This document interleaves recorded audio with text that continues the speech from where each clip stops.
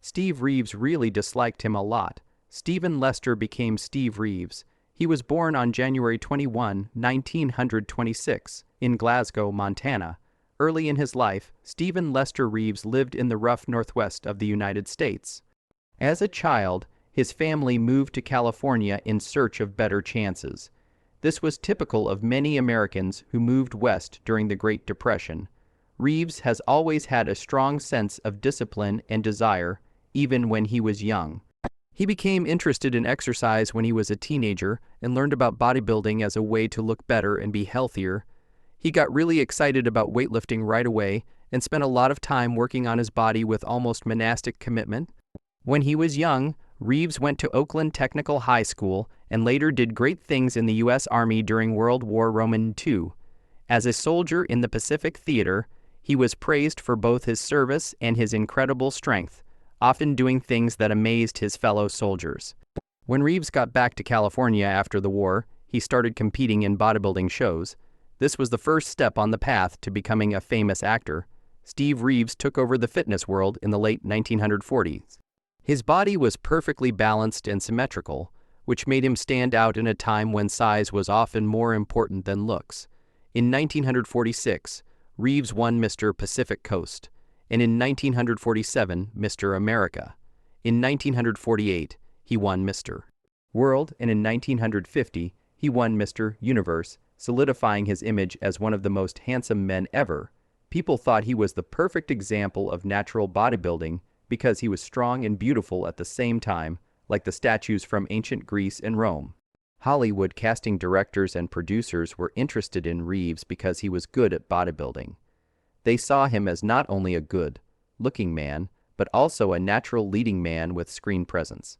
He started acting classes and worked on his voice and speech to get ready for a new part of his life. In the late 1940s and early 1950s, Steve Reeves had a few small roles in American movies, but it wasn't until he went to Italy that his career really took off. In 1958, Reeves was cast as the famous great-grandfather in Pro Francis's low-budget Italian movie Hercules. The movie shocked everyone by becoming an unexpected global hit, making more than $100 million around the world and bringing the sword and sandal genre to the mainstream. After Hercules was a big hit, Reeves wrote a number of historical and mythological epics, such as Hercules Unchained 1959, The Giant of Marathon 1959, The Last Days of Pompeii 1959, The Trojan Horse 1961, and The Thief of Baghdad 1961. He played many heroic roles, including fighters, kings, and gods. He brought characters from classical antiquity to life with a mix of stiff nobleness and a magnetic stage presence. His movies were very famous in Latin America and Europe, and in the early 1960s, Reeves was one of the best-paid actors in Europe. Even though many of these movies had small budgets and simple plots, Reeves's powerful presence, charm, and heroic image made millions of people want to see them. He spoke many languages well and often dubbed his own lines in foreign versions of his movies, which made him even more popular around the world. What made Reeves different from many other bodybuilders who became stars was that he supported natural bodybuilding and lived a healthy, balanced life. Reeves, unlike many of his successors, was publicly against the use of performance-enhancing drugs and anabolic steroids. Instead, he talked about how important it is to eat well, exercise regularly, and live a clean life. He wrote many books and exercise guides, including Building the Classic Physique, The Natural Way, which motivated many people to get healthy and strong in natural ways. Even when he was older, Reeves stayed involved in the fitness world and helped younger people by giving them advice, training tips, and inspiration. Some of the first people in the bodybuilder community to push for less protein and more cardio. These ideas were ahead of their time in the community. Reeves was very critical of the way modern bodybuilding went in the late 20th century. He said that there was too much emphasis on bulk and extreme mass over symmetry and beauty. His ideas helped get a lot of exercise fans interested in going back to the old ideas of balanced, symmetrical growth. Steve Reeves quit acting in the late 1960s after hurting his shoulder while filming a scene with a chariot. Instead of continuing to work in the physically demanding world of action-packed epics, Reeves quit Hollywood to focus on things he loved, like writing and farming. In Valley Center, California, he lived a pretty quiet life. He liked riding horses and taking care of them. Even though he stayed out of the spotlight, he was still a popular figure among movie and exercise fans. In his later years, Reeves kept giving talks at health expos and bodybuilding gatherings, where he was always praised and honored. Steve Reeves was a famous bodybuilder and actor who was best known for playing mythological heroes like Hercules. In his personal life, he was married several times, each during a different time in his work and life. Sandy Smith was his first wife. They got married in 1955. Reeves was in the middle of a big change in his life. He was switching his attention from bodybuilding to acting. At the time, Reeves was becoming more popular in Hollywood. He had been in a number of movies and was getting noticed for his toned body and easygoing personality. But the marriage to Smith didn't last long. They got a divorce the next year, in 1956. Publicly available information about their relationship and why they broke up is limited. However, it is generally thought that Reeves's rising fame, busy work schedule, and career goals in the movie business may have made their marriage more difficult. Given how short this relationship was, it seems likely that Reeves wasn't ready to handle the stresses of Hollywood and a serious personal life at that point in her career. After a few years, Reeves met and married Alan Zarwich, who became his more stable partner. Alan, who was sometimes called Alan Sartoyski, was said to have come from a family of European nobility, which made their bond unique. When they got married, Reeves was at the height of his fame as a world movie star. He was a well-known actor all over Europe by the early 1960s, especially in Italy, where he played in a number of hit peplum, sword, and sandal movies. During these busy years, Alan was by his side and helped him find his way in the European film business, where he often had to deal with long shooting days and roles that were hard on his body. They loved and respected each other and were together for more than 25 years, until Alan died in 1989. Her death was a big emotional blow to Reeves, and people who knew him well said he was very sad about it. Not only was she his wife, but she was also his best friend and confidante during the most important time in his career. After being sad for a while and living a pretty quiet life, Steve Reeves found love again with Deborah Ann Engelhorn, whom he married in 1994. When he was older, he got married a third time. He had already stopped playing and was living a more normal life away from the spotlight. At this point, Reeves was living a calmer life in Southern California. He was writing, preaching natural bodybuilding, and enjoying the success of his work. Having Deborah in his life made him feel happier and more stable. His previous relationships happened in the chaos of fame and movie sets. This last marriage, on the other hand, was peaceful and based on shared interests. They worked on many projects together, such as fitness books and educational tools that encouraged people to be healthy and exercise. During Reeves's later years, Deborah did a lot to help keep and spread his memory. Their marriage was a testament to the need for companionship and connection, even after a life of public success and personal hardship. With all the difficult relationships Steve Reeves had in his long career in Hollywood and around the world, his feelings toward Raymond Burr were the only ones that seemed to make him truly angry. Reeves was known for having a charismatic presence and playing parts that were physically intimidating. However, he always treated most of his coworkers with professionalism and respect. One person, Burr, stood out as an exception. For Reeves, Burr represented everything he couldn't stand in his personal and professional life.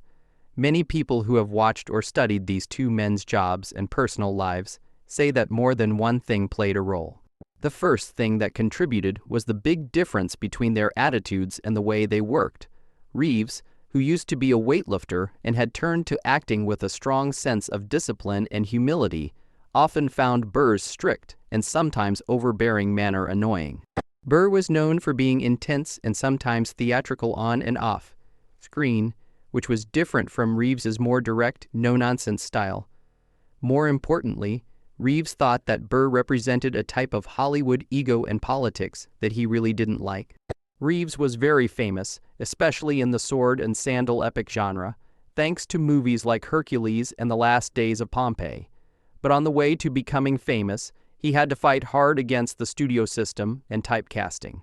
A lot of the time, Reeves talked about how frustrating it was to be pigeonholed into roles because of his looks and not be given credit for his full ability. Reeves thought Burr was manipulative and dishonest because he seemed to move through the business world with a sense of self-confidence and planned skill. It was said that personal meetings between the two didn't help ease the strain. At one important event, whether it was a movie set, a public event, or a private party, Reeves and Burr were at odds with each other. They talked to each other with veiled anger and mutual disdain. Several sources say that Reeves thought Burr was condescending and rude, putting down Reeves's achievements and maybe trying to show dominance in professional or social settings. This action only made Reeves more angry. Reeves also liked Burr because he was honest and kind, which Reeves thought Burr lacked. It was said that Burr was somewhat cruel in his business dealings and cold in his personal relationships, which went against Reeves's fundamental beliefs. Even though he was famous and good-looking, Reeves was a humble guy who valued friendship and respect. So, Burr's different attitude wasn't just a clash of personalities. It became a sign of a bigger fight between two very different ways of living and making it in Hollywood. It's also thought that Reeves saw Burr as a foe, both in the business world and in the public eye. Burr's parts, especially in famous TV shows like Perry Mason, made him very famous and praised by critics. This put him in the spotlight, which Reeves may have liked or disliked. These feelings of professional jealousy and personal grudges made Reeves' hate grow stronger. In the end, Steve Reeves's dislike of Raymond Burr wasn't just a short-lived bother. It was a strong, long-lasting emotion. It was a hate that went beyond business rivalry or personal dislike. It was hard for Reeves to work with Burr because he was everything he didn't want in his own life and work. Even though Reeves usually had a nice public image, the people who knew him best knew that he felt very badly about Raymond Burr. Reeves really disliked him a lot, more than anyone else he knew. Instead of being a sport about drugs, bodybuilding should be a sport about health. There have never been words that were more true. This simple but powerful quote says it all about what Steve Reeves stood for his whole life and work. Reeves was a legendary figure in the worlds of bodybuilding and physical culture. He lived by a philosophy that physical growth should not come from quick fixes or artificial enhancements, but from discipline, natural training, and the goal of health as a whole. Steve Reeves' style was based on a philosophy that praised the balance between body, mind, and spirit. This is different from many current trends that have been overshadowed by the use of performance-enhancing drugs. Before Reeves became famous, bodybuilding wasn't as commercialized or tainted by the common use of steroids and other drugs that it is today. He became famous in the middle of the 20th century. He got his impressive body through constant hard work, good nutrition, and a strong belief in using only natural methods.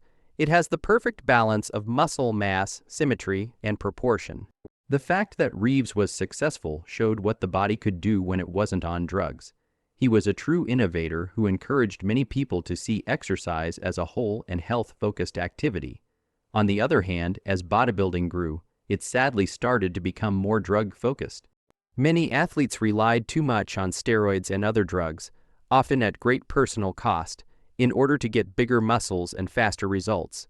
The public's view of bodybuilding changed because of this change, and it also hurt the health and well-being of many contestants.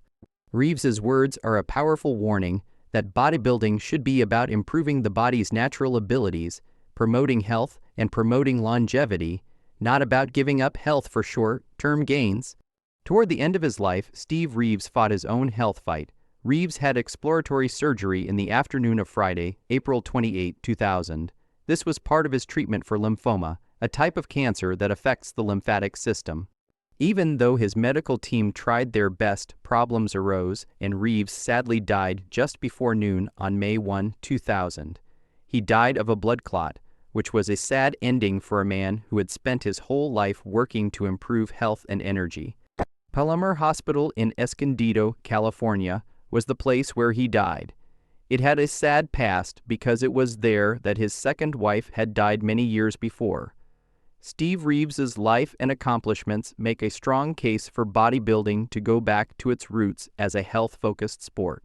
His way of doing things shows how important it is to follow the body's natural limits, put health first, and live a long-term life instead of using harmful methods to achieve short-term beauty goals. Even though there are more pressures and temptations than ever to improve performance, Reeves's philosophy is still a lighthouse. It tells athletes and bodybuilding fans to honor the true spirit of the sport by choosing health over shortcuts, longevity over instant gratification, and honesty over dishonesty.